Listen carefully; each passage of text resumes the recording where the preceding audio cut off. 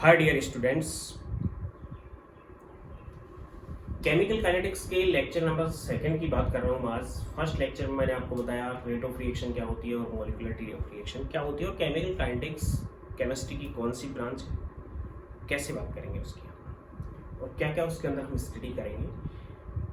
मैंने आपको ये भी बताया था कि चैप्टर के अंदर ग्राफ्स बहुत ज़्यादा है और न्यूमेरिकल अप्रोचेस बहुत ज़्यादा है, इसलिए न्यूमेरिकल अप्रोचेस से और वेरियस टाइप ऑफ ग्राफ से ग्राफ बहुत ज़्यादा बने हुए हैं। चैप्टर बहुत ज़्यादा इंटरेस्टिंग है, इसलिए आप साथ रहें। आज हम बात करेंगे ऑर्डर ऑफ रिएक्शन की और रिएक्शन के साथ साथ स्पेसिफिक रेट ऑफ रिएक्शन या फिर रिएक्शन कांस्टेंट या फिर रिएक्शन कोफिशिएंट की हम बात करेंगे। तो मैं बात कर रहा हूँ order of reaction.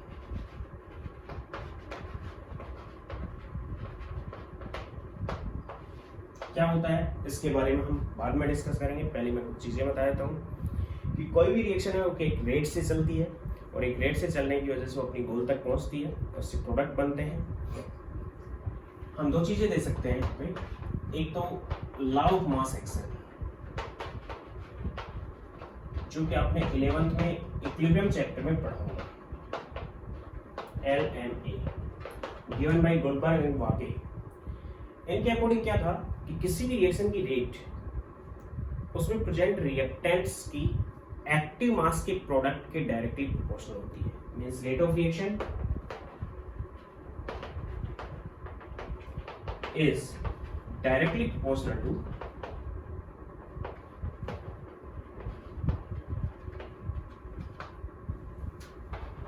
Product of active mass of reactant. Directly proportional होती है, ये आपको 11th में बता दिया है। एक्टिव मास एक इफेक्टिव या एक्टिव मास कंसंट्रेशन है, concentration in terms of molarity, molarity के टर्म में ये, या फिर इन केस ऑफ गैस, गैस के केस में ये पार्शियल प्रेशर की टर्म में भी हो सकती है। और ये आप जानते ही हो क्या होती है, मोल पर लीटर, यानी कि 1 लीटर के अंदर कितने मोल यूज हो रहे हैं। गैस के लिए भी ले सकते हैं, लिक्विड के लिए भी। Active mass of solid, solid का active mass is always unity, हमेशा ही 1 यूज करते हैं। ये थ्योरेटिकल एवरेज है, थ्योरेटिकल है, एक्सपेरिमेंटल नहीं है, क्योंकि एक्टिव मास एक इफेक्टिव कंसंट्रेशन है जो रिएक्शन में पार्टिसिपेट करती है। अदरवाइज एक्टिव मास यहाँ पे हमें नहीं देते, हमें डायरेक्ट कह देते हैं प्रोडक्ट ऑफ एक्टिव मास की जगह कंसंट्रेशन लिख सकते थे, लेकिन कंसंट्रेशन या फिर पार्शियल प्रेशर को हमने रिप्लेस किया एक नई टर्म से which is called active mass. Active mass term से उसको हमने रिप्लेस किया है, इसका मतलब टर्म बदली है, तो कोई ना कोई तो रीजन है इसमें। तो रीजन यहाँ पे ये है कि एक्टिव मास और कंसंट्रेशन में एक बेसिक डिफरेंस है कि कंसंट्रेशन और एक्टिव मास दोनों सेम भी हो सकते हैं और दोनों अलग भी हो सकते हैं। कंसंट्रेशन तो वही है कि मोल कितने और पर लीटर कितने हैं, लेकिन एक्टिव मास है कि इफेक्टिवली किस कंसंट्रेशन के अकॉर्डिंग, किस मोल पर लीटर के अकॉर्डिंग प्रोडक्ट में कन्वर्जन हो रहा है या फिर रेट डिपेंड कर रही है। तो इसके अकॉर्डिंग अगर हम दें तो सपोज करो ये रिएक्शन है A plus B converting to product,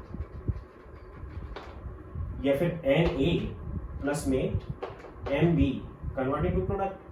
तो रेट ऑफ रिएक्शन आ जाएगी, rate of reaction is directly proportional to according to this active mass of A power n and active mass of B power n। तो ये जो rate आएगी which is theoretical rate,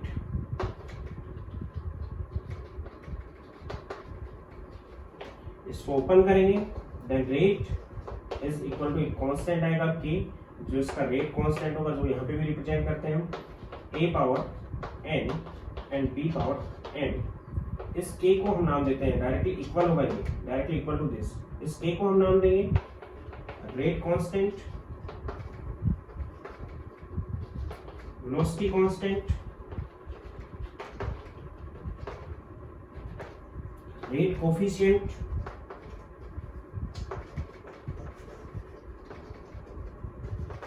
और specific rate of reaction. Specific rate भी नाम देंगे। यानी किसी रिएक्शन की वो रेट है, इसको मैं डिफाइन कर रहा हूं यहीं पे। Concentration of A is equal to concentration of B is equal to 1 और एक्टिव मास इनके एक है। इसका भी एक्टिव मास 1 लिया है मैंने, इसका भी एक्टिव मास कितना लिया है 1 लिया है। तो पावर चाहे जो भी हो इनकी वैल्यू 1 हो गई। Then rate is equal to K means K is constant है और ये क्या है rate of reaction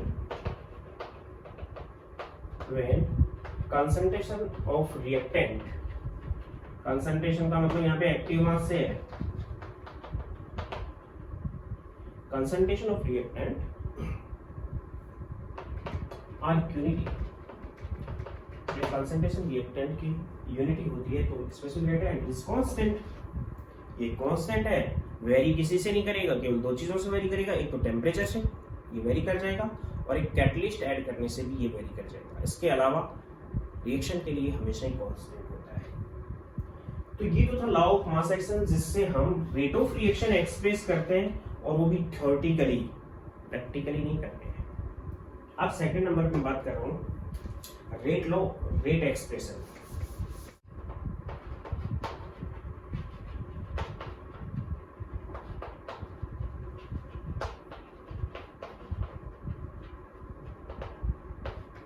rate law और रेट एक्सप्रेशन और एक्सपेरिमेंटल रेट।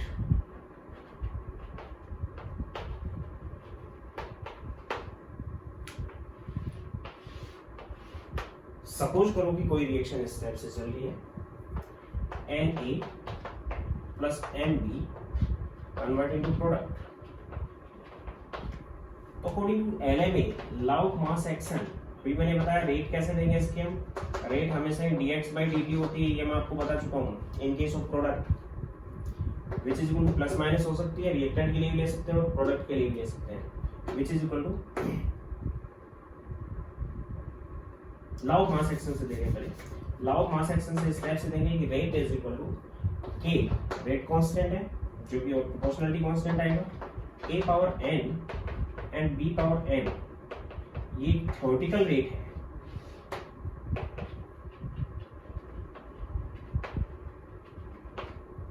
लेकिन एक्सपेरिमेंट करके अगर हम एक्सपेरिमेंटल रेट देते हैं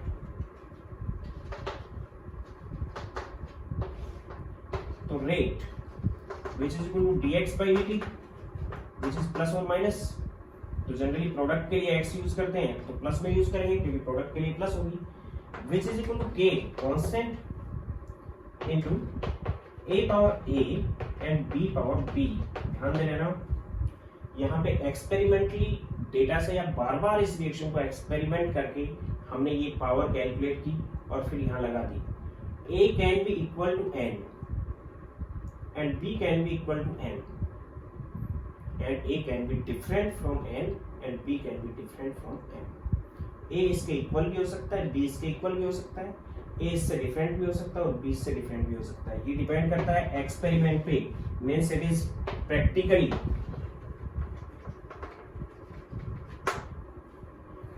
रेट है या फिर एक्सपेरिमेंटरी रेट है।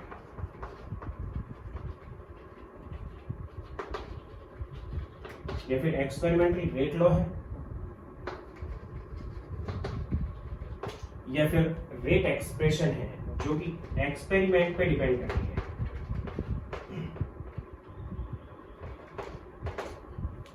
तो रेट लॉ क्या है, एक्सपेरिमेंटल डेटा सेट पे ऊपर डिपेंड करेगा और ये लॉ ऑफ मास एक्शन पे डिपेंड कर रहा है। ये थ्योरेटिकल रेट है और ये एक्सपेरिमेंटल है। यानी किसी रिएक्शन के लिए हम बार बार एक्सपेरिमेंट करके उनकी जो पावर कैलकुलेट करके लेके आएंगे रिएक्टेंट की कंसंट्रेशन की या फिर उनके एक्टिव मास की, उसे ही हम क्या नाम देंगे, रेट नाम देंगे और एक्सपेरिमेंटल डेटा पे डिपेंड करती है।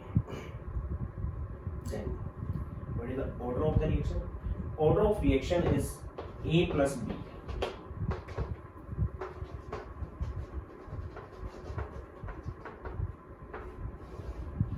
यानी क्या हो गया, ये एक्सपेरिमेंटल रेट लॉ के अंदर या फिर एक्सपेरिमेंटल रेट के अंदर जो कंसंट्रेशन की टर्म्स आती हैं उनकी जो एक्सपोनेंट आ रही है, पावर आ रही है, उनकी सम को हमने नाम दिया है ऑर्डर ऑफ रिएक्शन। उनके सम फॉर्म ने क्या नाम दिया, डेफिनेशन में बाद में लिखूंगा, ऑर्डर ऑफ रिएक्शन उसके सम फॉर्म ने नाम दिया है। तो कहने का मतलब ये है कि कंसंट्रेशन तो हम लेके चले दो रिएक्टेंट्स की, कि दो रिएक्टेंट ले लिए, उनकी कंसंट्रेशन ले चलिए, उनकी कंसंट्रेशन के according law of mass action हम यूज कर सकते हैं थियोरेटिकली, लेकिन प्रैक्टिकली हम देखेंगे कि किसी कंसंट्रेशन में चेंज के साथ रेट चेंज कैसे हो रहा है। अगर कंसंट्रेशन में चेंज करने के बाद रेट में चेंज नहीं आता है तो उसके रेस्पेक्ट में ऑर्डर जीरो हो जाएगा, उसके रेस्पेक्ट में ऑर्डर कितना हो जाएगा, जीरो। और अगर कंसंट्रेशन में चेंज करने के साथ साथ रेट चेंज होती है, कंसंट्रेशन में चेंज करेंगे तो रेट भी क्या होनी चाहिए, चेंज होनी चाहिए, बार बार प्रैक्टिकल करके देखेंगे तो उसके रेस्पेक्ट में कोई ना कोई ऑर्डर होगा। यानी कि ए के रेस्पेक्ट में ऑर्डर कितना है, ए है, और बी के रेस्पेक्ट में ऑर्डर कितना है, B. Means A is order in respect of A and B is order in respect of B. ये कहने का मतलब इतना है कि सपोज करो एक रिएक्शन है इस टाइप से कि A plus B convert into product. इसके लिए एक्सपेरिमेंटली या रेट लॉ ही है, रेट लॉ का मतलब एक्सपेरिमेंटल है ये, कि dx by dt यानी कि rate which it is differential rate equation.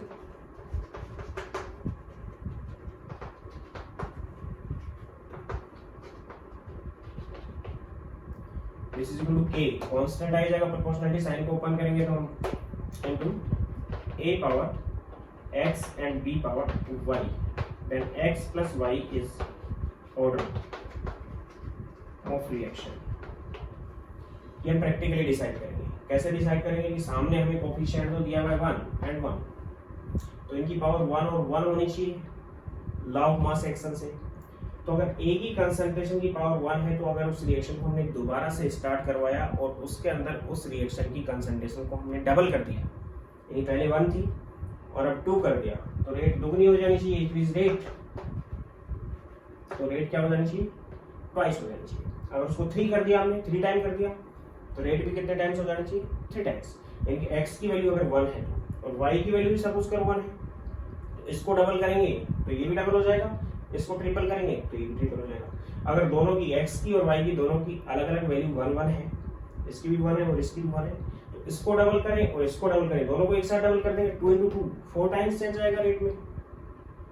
लेकिन एक्सपेरिमेंट हमने ऐसे करके देखा कि जब हमने ए को डबल किया, जैसे ही हमने ए की कंसंट्रेशन को डबल किया, रेट में 4 टाइम्स का चेंज आया, रेट में 4 टाइम का चेंज, यानी कि 1 पावर x थी और 2 power x which is equal to 4, यानी 2 की पावर कितनी आ गई, x की वैल्यू 2 विच इज 4। और अगर यानी कि a के रेस्पेक्ट में फिर ऑर्डर कितना हो जाएगा, सेकंड ऑर्डर हो जाएगा। अगर हमने a की कंसंट्रेशन को डबल किया और रेट में 8 टाइम्स का चेंज आ गया, देन x इज 3। रेट में कितने टाइम्स का चेंज आया, 8 time, means 2 power 3, 2 into 2 into 2 8, तो रेट कितने टाइम चेंज होगी, 3 टाइम, 8 टाइम्स चेंज हो जाएगी। अगर हम इसको डबल करें और रेट में कोई चेंज नहीं आई तो x इज 0, रेट में कोई चेंज नहीं आया, इसका मतलब x विल बी 0। इसका मतलब क्या हुआ कि प्रैक्टिकली हम ये डिसाइड करेंगे कि किसी रिएक्टेंट की कंसंट्रेशन में चेंज करने पे उसकी किस पावर के अकॉर्डिंग रेट चेंज हो रहा है, किस पावर के अकॉर्डिंग रेट चेंज हो रहा है, और उस पावर को हम नाम देंगे उसका ऑर्डर। और ये केवल प्रैक्टिकल थिंग है, एक्सपेरिमेंटल है, इसको हमने थ्योरेटिकल नहीं ले सकते हैं, ये एक्सपेरिमेंटल है। फिर एक बार रिपीट कर रहा हूं मैं कि हम रिएक्शन को बार बार करवा के देखेंगे, किस टाइप से करवाएंगे, कंसंट्रेशन को डबल करके, ट्रिपल करके, 4 टाइम करके, और रेट में चेंज की स्टडी कर लेंगे कि उसको डबल करने से रेट कितने टाइम चेंज हो रही है, ट्रिपल करने से रेट कितने टाइम चेंज हो रही है, 4 टाइम्स करने से रेट कितने टाइम चेंज हो रही है, तो हमें उसकी पावर का आइडिया आ जाएगा कि इसकी पावर क्या है। और वो जो पावर है ये इसके कोफिशिएंट के इक्वल भी हो सकती है, इससे कम भी हो सकती है, ये पावर इसके कोफिशिएंट के इक्वल भी हो सकती है और इससे कम भी हो सकती है। इसका मतलब कहने का मतलब क्या है कि लॉ ऑफ मास एक्शन में जो पावर आ रही थी वो अलग चीज है, और जो एक्सपेरिमेंटल पावर आएंगी वो उनसे सेम भी हो सकती है और उनसे डिफरेंट भी हो सकती है। लेकिन जो एक्सपेरिमेंटल जो पावर आ रही है उनका जो सम होगा which is called order of reaction. यानी कि हमें ऑर्डर ऑफ रिएक्शन में ये आइडिया मिलता है कि हम किसी रिएक्टेंट की कंसंट्रेशन में चेंज करके रेट को चेंज कर पा रहे हैं कि नहीं, और कितना कर पा रहे हैं। हमें पावर का पता चलता है, उसी पावर को नाम दे रहे हैं ऑर्डर ऑफ रिएक्शन। यानी कि दोबारा से इसको मैं रिपीट कर रहा हूँ। अब मैं आ गया ऑर्डर ऑफ रिएक्शन पे, इसकी डेफिनेशन पे। Order of reaction is sum of power और exponent of concentration terms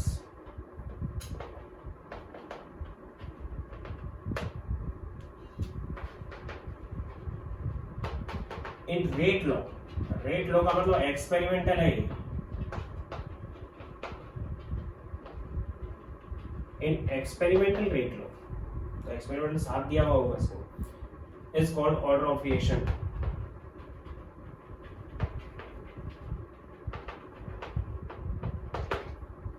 It's called order of reaction and it decide by experiment। ये experiment से decide होता है। It is experimental value।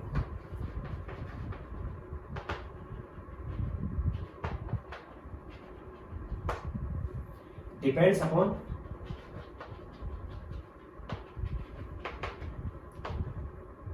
RDS, rate determinatory state, या rate determining state, किसी reaction की वो state जिससे रेट डिटरमाइन होती है। It depends upon RDS, rate determining state, and can be equal to molecularity। Molecularity के इक्वल हो सकती है। It can be negative, molecularity negative नहीं हो सकती, पॉजिटिव, फ्रैक्शनल और जीरो। फ्रैक्शनल भी हो सकती है और जीरो भी हो सकती है, ये फ्रैक्शनल या फिर जीरो हो सकती है। In case of excess of reactant,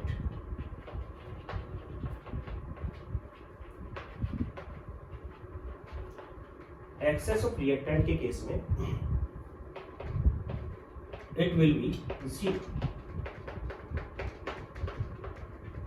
अगर रिएक्टेंट को हम एक दो रिएक्टेंट हमारे पास, एक रिएक्टेंट को हमने एक्सेस ले लिया और एक को लिमिटिंग ले लिया, ये कम क्वांटिटी में ले लिया, तो कम क्वांटिटी में जिस रिएक्टेंट को लिया है उसकी कंसंट्रेशन में चेंज करेंगे तो रेट चेंज हो सकती है। लेकिन जो ज्यादा क्वांटिटी में एक्सेस में ले रखा हमने, उसकी कंसंट्रेशन में हम चेंज करेंगे तो रेट में कोई चेंज नहीं आएगा। और रेट में अगर कोई चेंज नहीं आ रहा तो उसके ऊपर रेट डिपेंड नहीं करी, तो उसके रेस्पेक्ट में ऑर्डर कितना हो गया, जीरो। तो ऑर्डर जीरो भी हो सकता है, तो एक्सेस की केस में ऑर्डर कैसा हो जाएगा, जीरो हो जाएगा। यानी कि अलग अलग हम रिएक्टेंट के रेस्पेक्ट में भी इसको दे सकते हैं। फॉर एग्जांपल मैंने अभी बताया, मैं फिर एक को रिपीट कर रहा हूँ इसको, कि आपके पास है XA plus YB convert into product, और आपको दे दिया गया है कि किसी केस में experimental rate low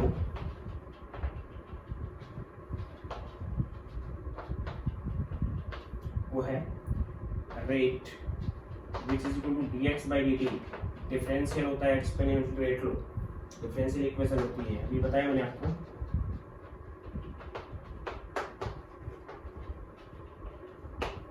which is equal to k, rate constant है, और मैंने बता दिया कि रेट कांस्टेंट वेरी नहीं करेगा, रिएक्शन के लिए कांस्टेंट रहेगा। a power n and b power m, ये दोनों आपस में इक्वल हो सकते हैं, ये दोनों आपस में इक्वल हो सकते हैं और डिफरेंट भी हो सकते हैं। Then order in respect of a which is n and order in respect of b which is equal to n। एक के रेस्पेक्ट में n है और एक के रेस्पेक्ट में क्या है, n। and net order of reaction which is sum n plus n।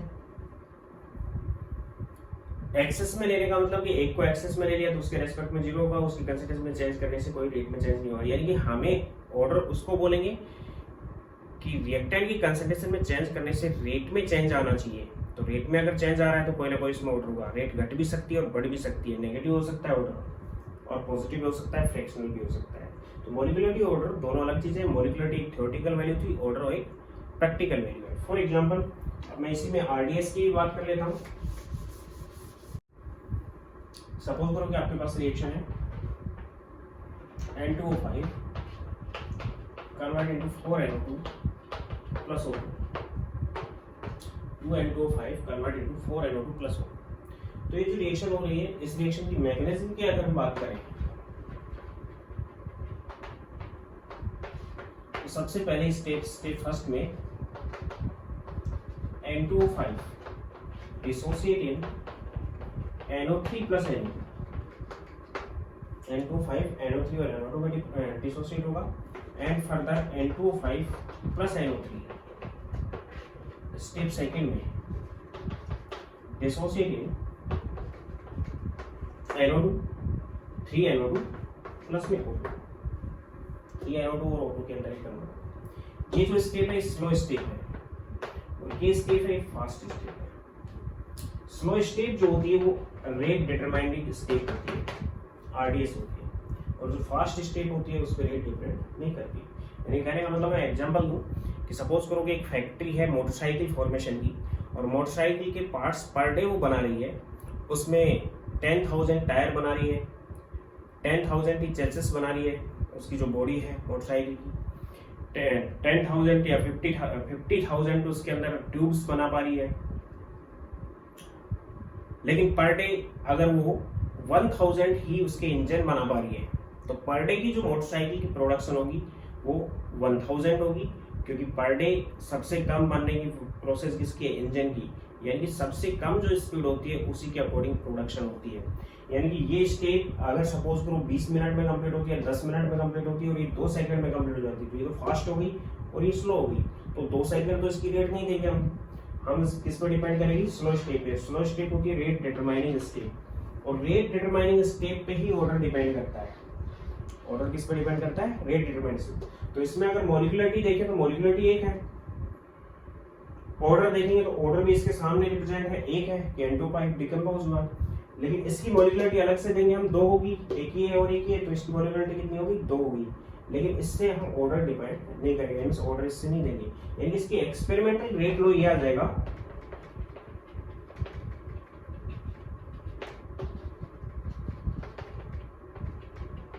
which is equal to K into N2O5 power 1। N2O5 की पावर कितनी हो जाएगी, 1। यानी जो आरडीएस होती है उस पर डिपेंड करता है ऑर्डर ऑफ रिएक्शन, जबकि मॉलिक्यूलरिटी इसकी कितनी होगी,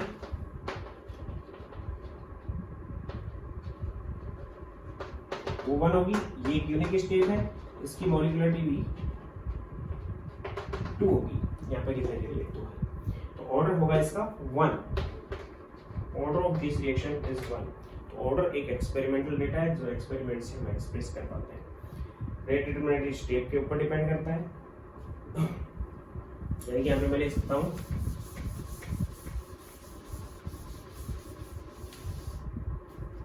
order depends upon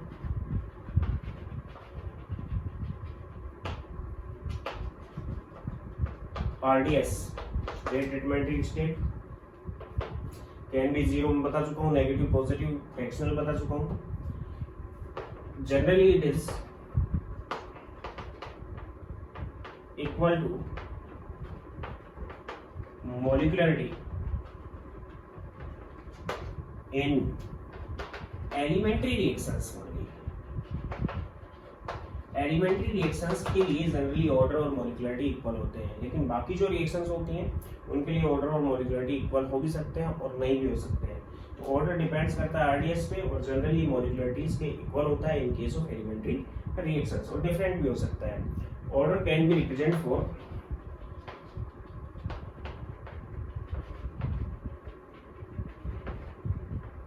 fast and moderately fast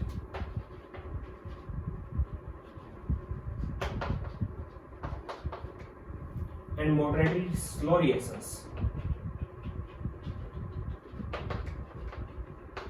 slow reactions के लिए, मॉडरेटली स्लो रिएक्शंस के लिए और मॉडरेटली फास्ट और वेरी फास्ट रिएक्शंस के लिए रिएक्शन के ऑर्डर को डिसाइड कर सकते हैं। तो ये प्रैक्टिकल थिंग होगी। अब मैं बात कर रहा हूँ difference between order and molecularity.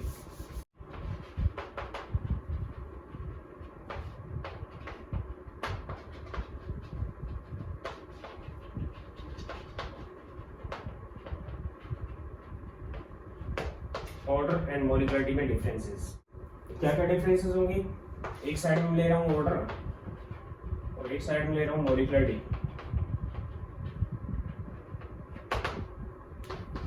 Experimental method,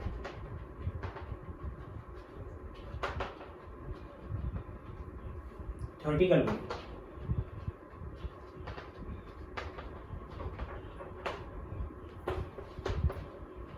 can be 0, negative, fractional and positive।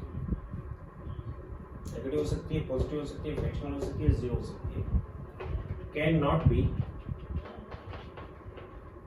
0, negative and fractional।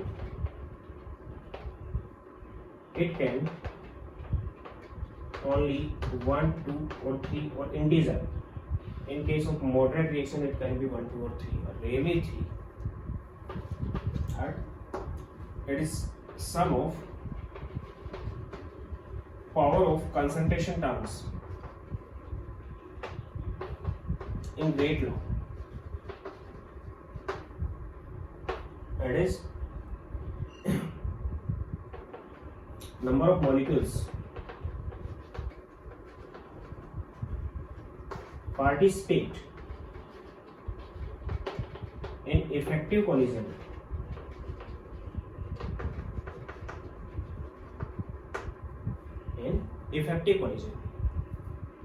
बता दिया है मैंने। इफेक्टिव कोलिजन जिसमें एक ही स्टेट के अंदर वो कन्वर्ट हो रहा है। इन elementary reaction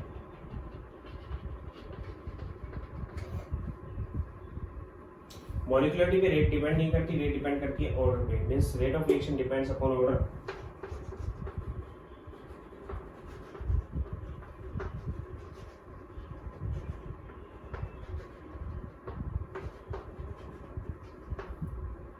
not depends, molecularity पे डिपेंड नहीं करता। एंड फिफ्थ नंबर में मैं लिख सकता हूं कि order is depends upon RDS.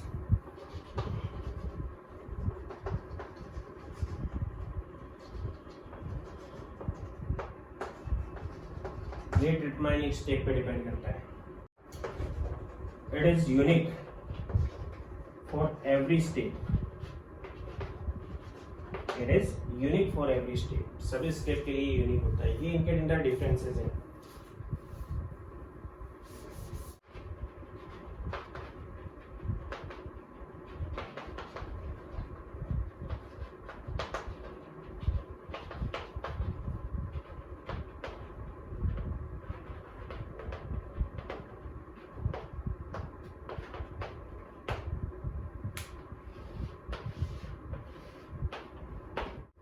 Rate constant, specific rate, rate coefficient और के। रेट कोफिशिएंट लिखा है मैंने और एक के लिखा है। सपोज करो रिएक्शन आपके पास XA plus YB convert into product. इसके लिए रेट लो है which is equal to rate experimentally is directly proportional to A power n and B power n। Order of reaction क्या हो गया? n plus n। n is order in respect of A and m is order in respect of B, and n plus m is overall order of the reaction। Then rate which is equal to k constant आएगा A power n and B power n, and k is this rate constant and rate coefficient and specific rate also। when इसको define कर सकते हैं हम when active mass of A which is equal to B which is 1, यानी concentrations कैसी हो? Unity हो। then K is equal to rate, तब K rate of reaction के इक्वल होगा। डेफिनेशन यहाँ पे लिख रहा हूँ। rate of reaction is called specific rate when concentration of reactants, पहले भी लिखा है मैंने, आर यूनिटी। जब concentration of reactant एक होती है उस टाइम रेट ऑफ रिएक्शन को ही हम नाम देते हैं स्पेसिफिक रेट या फिर के, यानी कि एक कांस्टेंट हो गया। It is always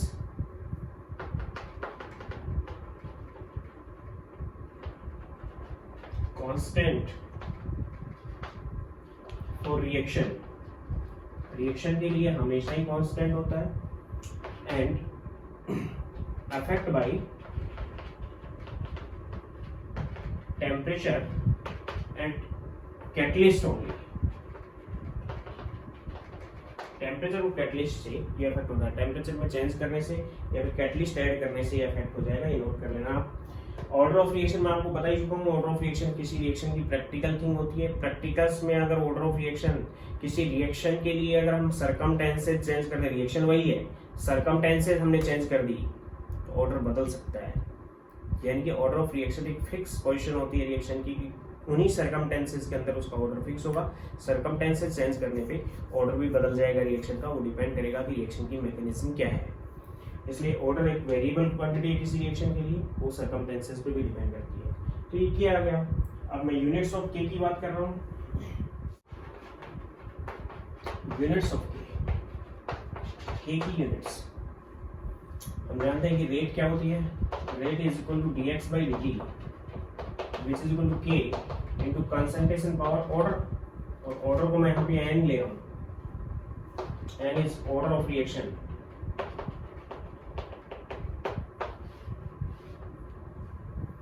dx and dt क्या है, हमें यूनिट निकालनी है। dx is concentration means concentration divided by dt is time which is equal to k into this terms of concentration and power n, concentration divided by time which is equal to k into concentration power n, then k is equal to concentration power 1 divided by time multiply by concentration power minus n। ये इधर जाके नीचे आएगा और नीचे आके ऊपर जाएगा तो पावर माइनस में आ जाएगी इसकी, then k which is equal to concentration power 1 minus n and time inverse, it is unit of k, k की यूनिट है। n ऑर्डर ऑफ रिएक्शन है, 1 में से माइनस करेंगे कंसंट्रेशन की पावर आएगी, और टाइम जनरली हम कंसंट्रेशन को मोल पर लीटर में देते हैं, मोल पर लीटर पावर 1 माइनस n, या फिर इसको हम मोलरिटी भी लिख सकते हैं, कैपिटल M से रिप्लेस कर सकते हैं। और टाइम को हम सेकंड में दे रहे हैं तो सेकंड इनवर्स आ गया, टाइम इनवर्स आ गया, या फिर इसको लिख दूं k is equal to molarity 1 minus n और सेकंड इनवर्स। टाइम को हम सेकंड में, मिनट में, ये मैं पहले बता चुका हूँ, सेकंड में, मिनट में, सेकंड में दे सकते हैं, मिनट में दे सकते हैं, आवर्स में दे सकते हैं, ईयर्स में दे सकते हैं, डेज में दे सकते हैं, मंथ्स में दे सकते हैं, तो यहाँ इनवर्स में आएगा k। तो k की यूनिट के अकॉर्डिंग जो ऑर्डर होता है उस ऑर्डर के अकॉर्डिंग हम k की यूनिट है वो चेंज हो जाएगी, क्योंकि n की टर्म आ रही है इसमें। तो for example in case of zero order, अगर रिएक्शन जीरो ऑर्डर की है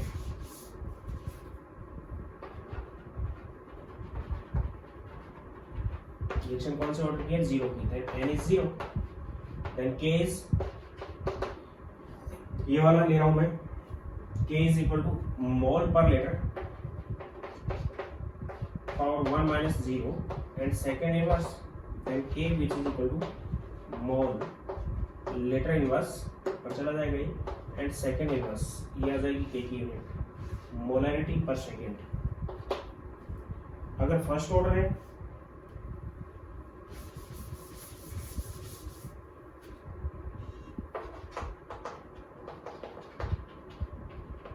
फर्स्ट ऑर्डर है तो n की वैल्यू 1 हो गई, उस कंडीशन में k which is equal to mole पर litre power 1 minus 1 and second inverse, यानी k की जो यूनिट आएगी ये 0 हो गई, 0 इसकी पावर 0 है तो 0 जिसकी पावर होती है उसकी वैल्यू 1 हो जाती है, देन k की यूनिट आ गई सेकंड इनवर्स, या फिर k को हम यूज कर सकते हैं टाइम इनवर्स, टाइम किसी भी चीज में दे रहे हैं हम, यानी फर्स्ट ऑर्डर काइनेटिक्स के लिए k की यूनिट होती है time inverse, second inverse, minute inverse, year inverse and so on. Second order की अगर बात करें हम तो n की वैल्यू 2 हो जाएगी, उस टाइम किया जाएगा मोल पर litre power 1 minus 2 and second inverse तो मोल की इनवर्स मोल की पावर -1 आ गई और लीटर की पावर 1 हो गई। Then K is equal to litre mole inverse second inverse. Litre ऊपर आ गया और मोल नीचे चला गया, या फिर इसको मैं लिख सकता हूँ K is equal to molarity inverse second inverse. Capital N से मोलरिटी को नोट किया हमने। या फिर रिएक्शन थर्ड ऑर्डर की है,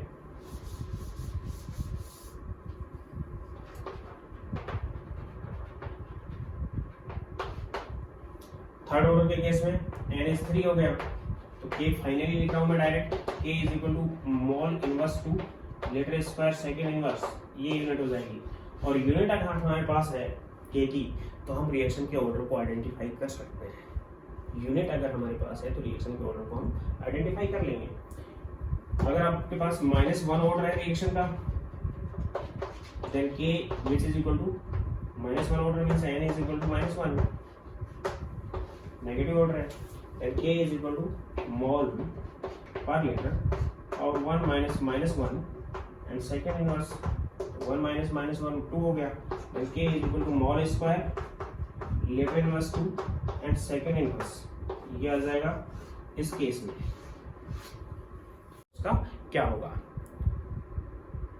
चैनल को शेयर करें, लाइक करें और सब्सक्राइब करें, बेल आइकन जरूर दबा लें रेगुलर बने रहने के लिए।